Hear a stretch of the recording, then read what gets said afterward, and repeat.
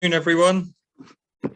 So yeah, my name's Phil. I work at DHI. I think you might have met me if you joined earlier. I'm in recovery myself, and we've basically got some little photography videos that I'm going to get Justin and Ruth, who are from the Real Photography Company, who run the dark rooms in St. Paul's Community Centre, are going to introduce themselves and talk a little bit about the videos. So I just give a little bit of background about myself. Is that, you know, photography was a passion which got pushed to one side while I was in addiction, while I was drinking. And when I did come out of the other side of recovery after I'd finished groups, it was something that I sort of fell in love with again. And I found that the, you know, just getting involved with something creative that I really cared about really helped sustain my recovery. It was really important for me, and it sort of continued. So out of that, when I was here in early recovery, I did some cyanotype workshops, which will sort of explain what that is later at the Recovery Festival. If you've been to the Recovery Festival before, you might have visited them. And the reasoning was they're just really simple photography processes that anybody can do. You don't need a camera, and you develop the pictures in sunlight. And you know, it's a really simple program, a simple process with some really simple chemicals. Before I hand you over to Ruth and Justin, I was just going to say that I'm going to basically compile some activity packs. I haven't done it yet. So if anybody's interested, if Mikey can put my work email in the chat, if you email me your name and address, I will send. I've got a limited amount of packs that will have some photographic sort of sensitive paper and stuff in, so you can use them to do some projects if you're interested. It'll just be a few sheets of each. If I run out of those, I'm going to set. Well, in the packs, I'll put some instruction sheets that the Real Photography Company used and have created. And if I've got more than, I'm probably going to do 5 packs, and if there's more people want them than that, I will at least send out the info leaflets. You might not get the photographic paper, and I'll do it as it'll be a lottery, you know, if I get more than 5. But yeah, just let us know in the chat, or sorry, just email me if you'd like one, and that's fine. And Mikey will put my email address in the chat, and I will hand over to Ruth and Justin, who can introduce themselves.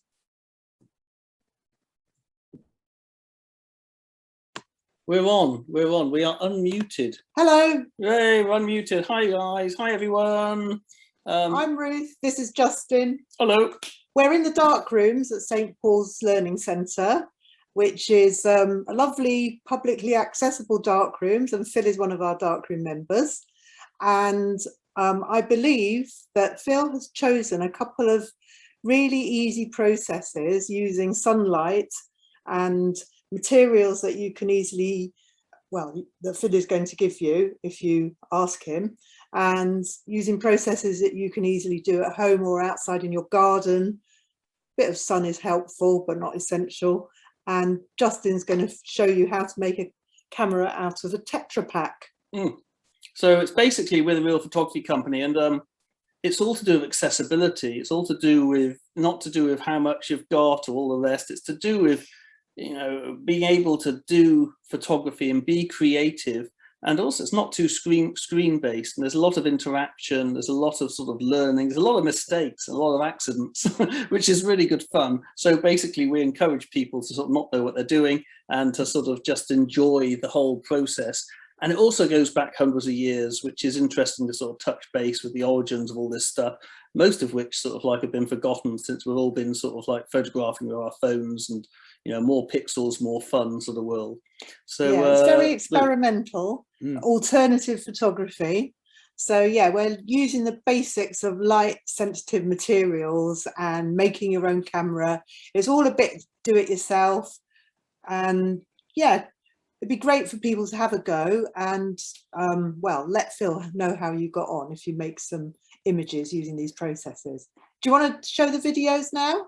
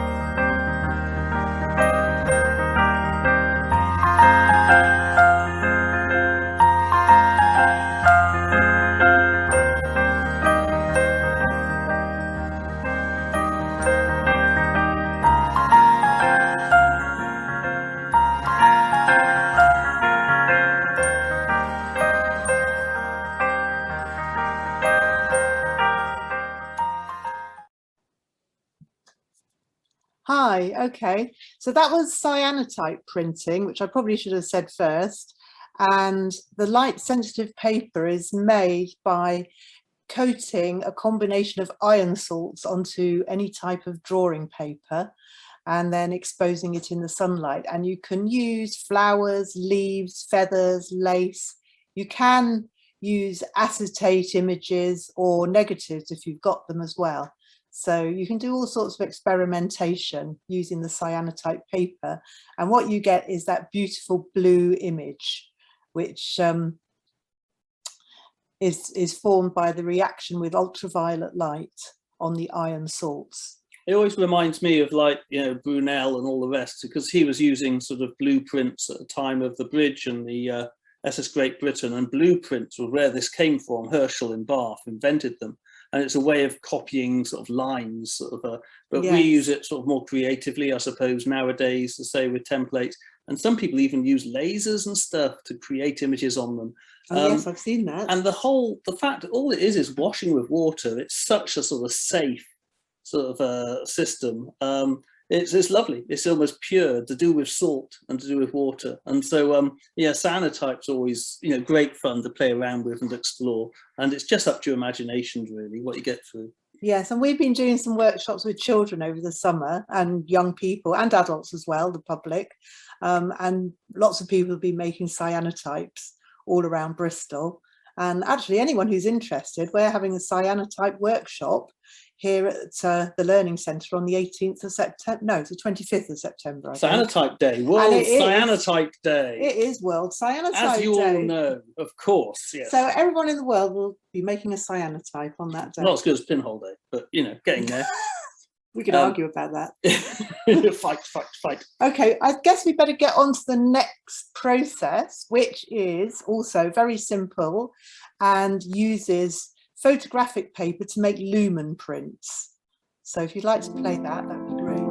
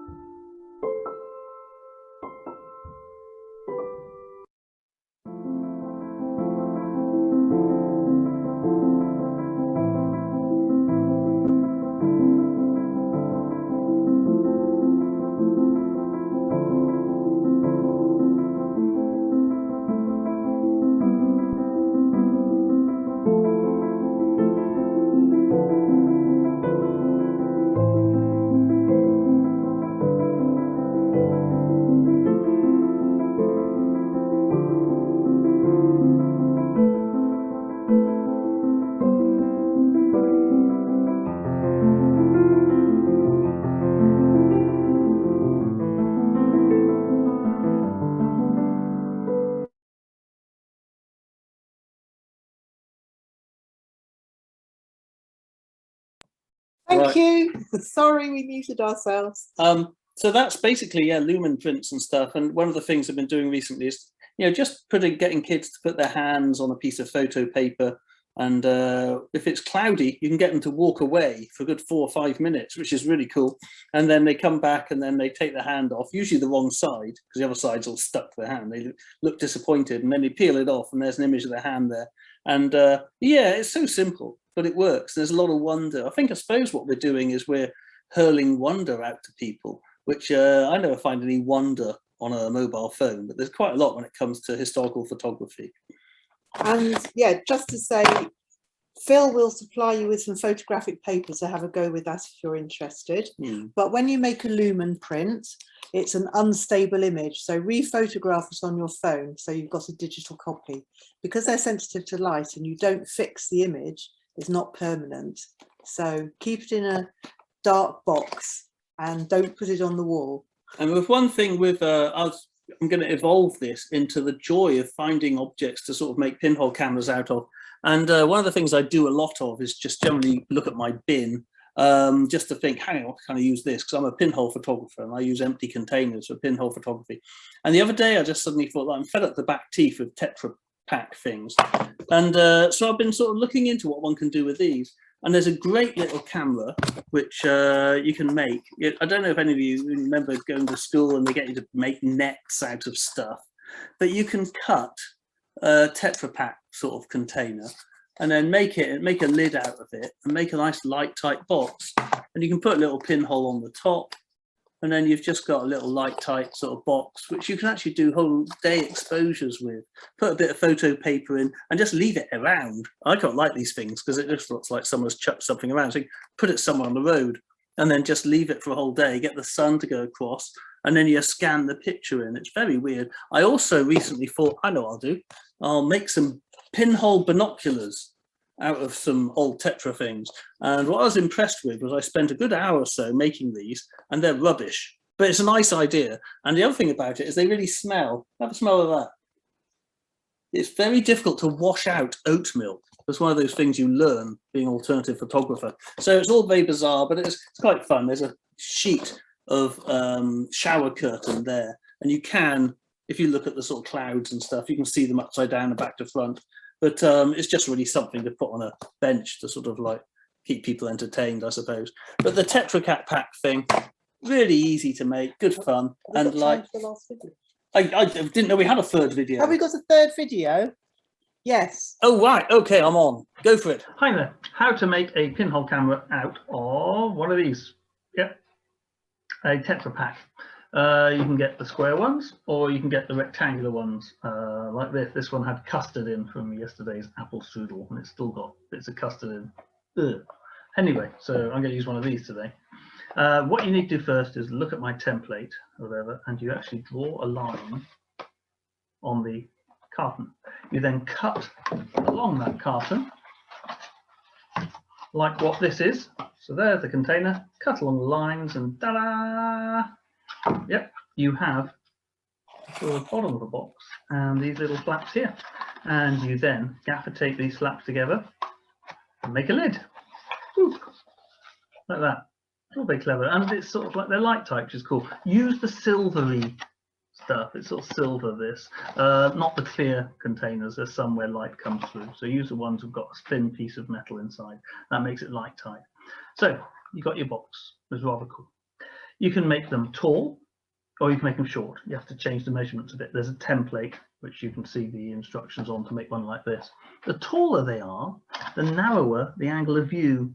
So if you're photographing the sun rising, yeah, as if you'll get up to see the sunrise, or the sun setting, then you need to sort of think, where would the sun set? Find something to actually line it up with, and then do the picture accordingly. Yes, point it the right direction. If you could make a smaller one, a shorter one, the image is going to be more wide angle, and it's take a longer exposure to get more of the sun crossing the sky. Making the pinhole, get an aluminium can, chop out a piece of aluminum like that, and then using a pin with a bobble on, there it is, just push the pinhole into the metal like that, take it out, and that'll do. That's fine. And you fix that over the hole that you've made in there, it on top, gaffer tape it on the middle, and then you've got your camera. Make a little shutter on top. So underneath the shutter is the pinhole. Photographic paper, load photographic paper, light sensitive. You don't have to do it in complete darkness or under a red light even. What you can do is get your photo paper and wait till it's evening, switch most of the lights off, have a little lamp on or something like that, and then start putting your paper in. And it could be square and you could put the paper right in the back, or you could get a bit of light sensitive paper and curl it round. Something I quite like doing is actually sort of making full use of the angle of view inside. So there, it's more of a wide angle. It will sort of curl round, rather like using the beer can cameras. Or, and this is where it gets good fun, you could trim out a square like that and push it inside like this. So you end up with a square of paper inside. And that will mean the sun will move along, then suddenly bend and like that. So it's good fun to play with. I do usually take them down like that. Although it's quite clever, the sun doesn't really open up and light doesn't get in very easily. So then position it outside, leave it for a few hours, take it in, take the photographic paper out, and then scan the image. No developer, no fixer, and see what you get. And also, I would suggest putting things inside the camera, which is good fun.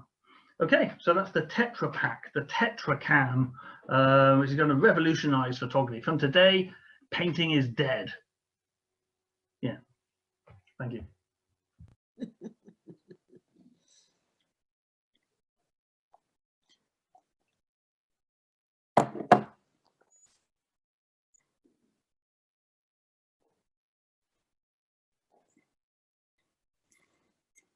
Have I finished yet? Yes, yes. Oh, good. Right, okay. It's enough of him. Oh. Is that us done now? I think we're done. I think we're done. Yes.